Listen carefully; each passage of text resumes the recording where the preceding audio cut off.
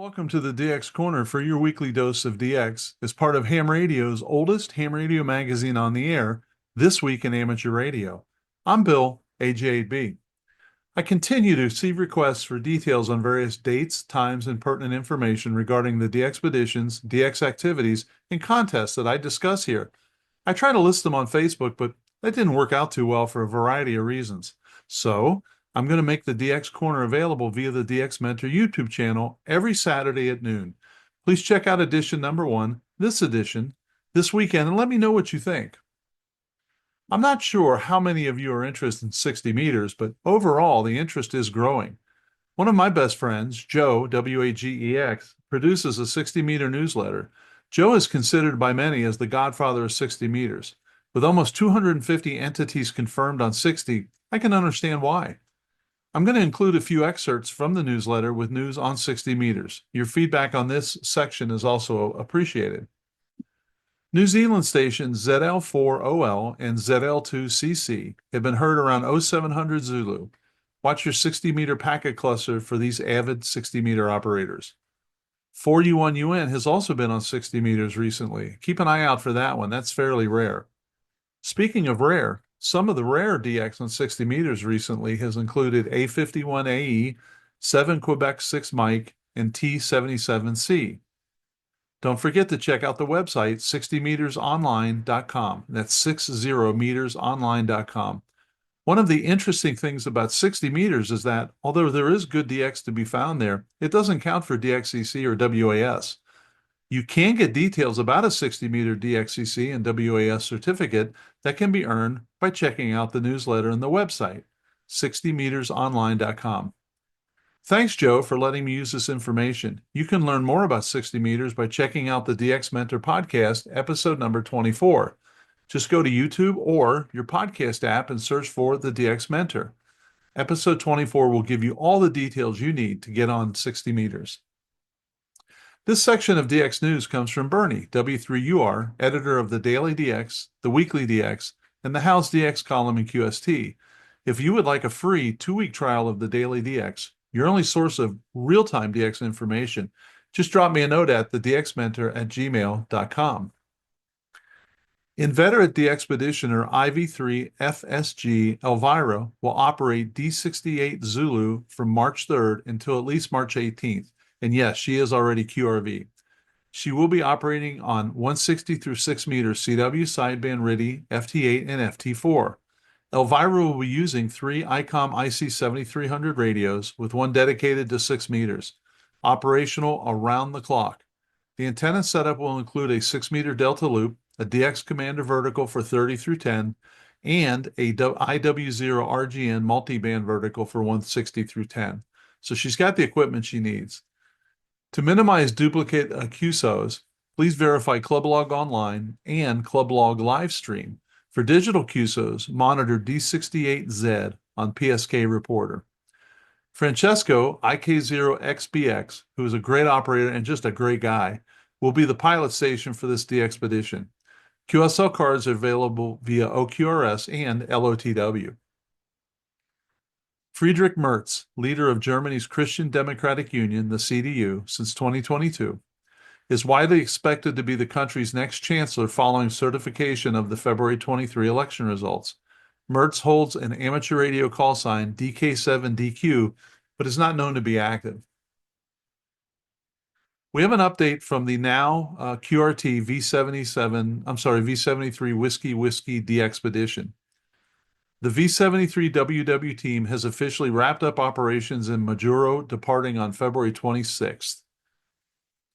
In an interesting twist, we crossed the international dateline en route to Hawaii, meaning we had the experience of living through February 26th twice.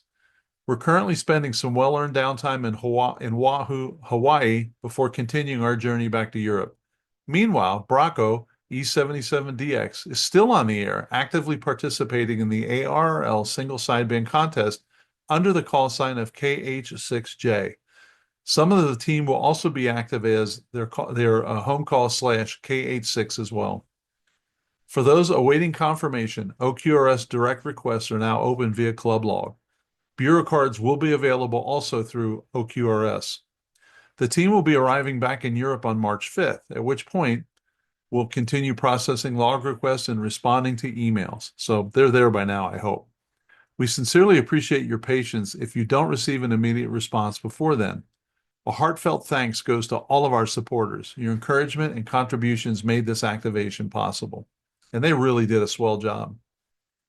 Well, I have two updates from the group that's on Christmas Island. The first was received last weekend. The VK9XU team reported yesterday that one of the three amplifiers, quote, blew up.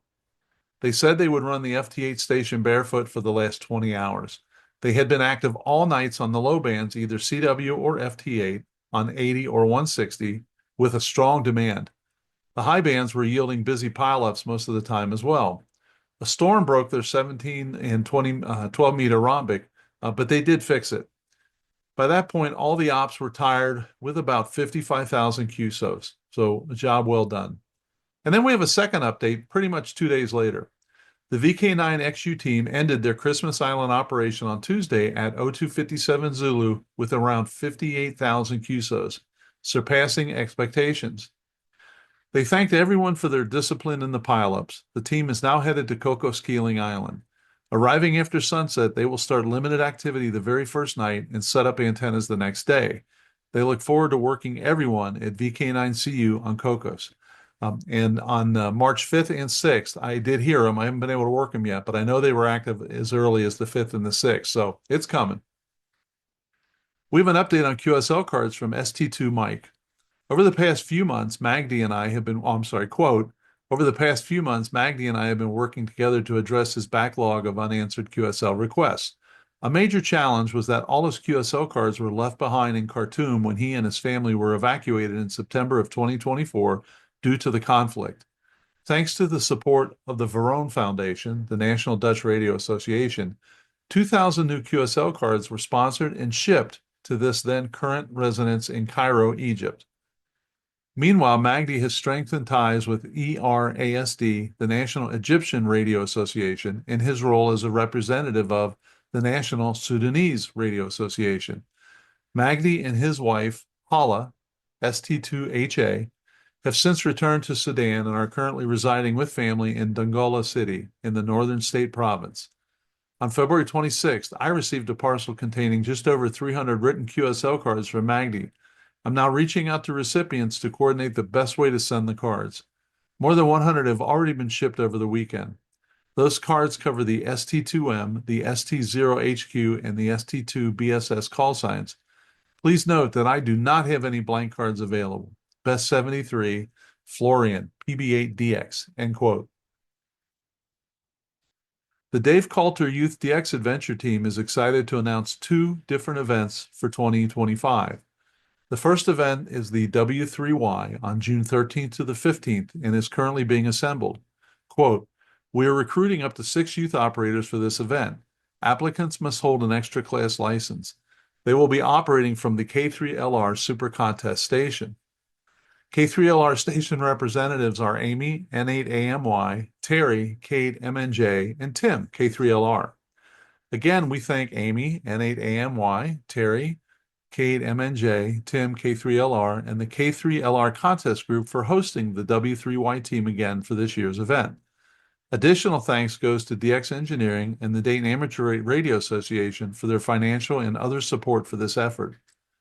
The second event team is for PJ2Y, which the call is pending, on July 17th to 22 at the PJ2T Curacao location.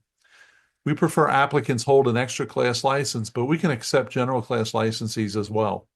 Since this is an international trip, a current valid, not to expire within 6 months following the trip end, ID is required and supplied to the team for consideration. We would like to thank ULI, DL8, OBQ, the Caribbean Contesting Consortium, and the Dayton Amateur Radio Association for their financial and other support for the PJ2Y effort. Check out the Dave Coulter Youth DX Adventure website at youthdxa.org for an application and for more information. Both trips require a parent or guardian attending the event with the youth. Many corporations, clubs, and individuals support our efforts on each trip with contributions, and they will be listed on our QSL card. And you can see us at the Dayton Hamvention YDXA booth in Building 4. The DX Adventure team is embarking on a DXpedition to the Andaman Islands, which is AS-001 as a designator, as VU4AX from March 10th to March 20th, 2025. And in fact, about the time you're listening to this, they're going to be getting on their airplanes and headed there.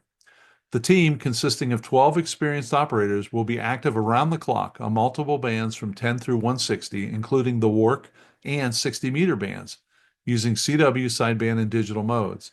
They will operate 6 stations, transporting 1.15 kilogram of meticulously prepared equipment to ensure the best possible experience. The DXpedition aims to provide a rare opportunity for QSOs, especially for USA operators, as VU4A ranks number 28 for the USA and number 53 worldwide. And yours truly needs it as an all-time new one. So I'm really pulling for these guys. The team is supported by 3 experienced pilot stations, and this is the who's who of pilot stations. W2IRT Peter, E21 EIC Champ, and Bjorn ON9 CFG. They will closely monitor propagation conditions to maximize the chances of contacts with stations across the U.S. Updates and contact details for the pilot stations can be found on the DX Adventure website, which is dx-adventure.com. The DX Adventure team looks forward to making a QSO with you from VU4, South Andaman Island. The DX Mentor Team podcast recently interviewed the DX Adventure team.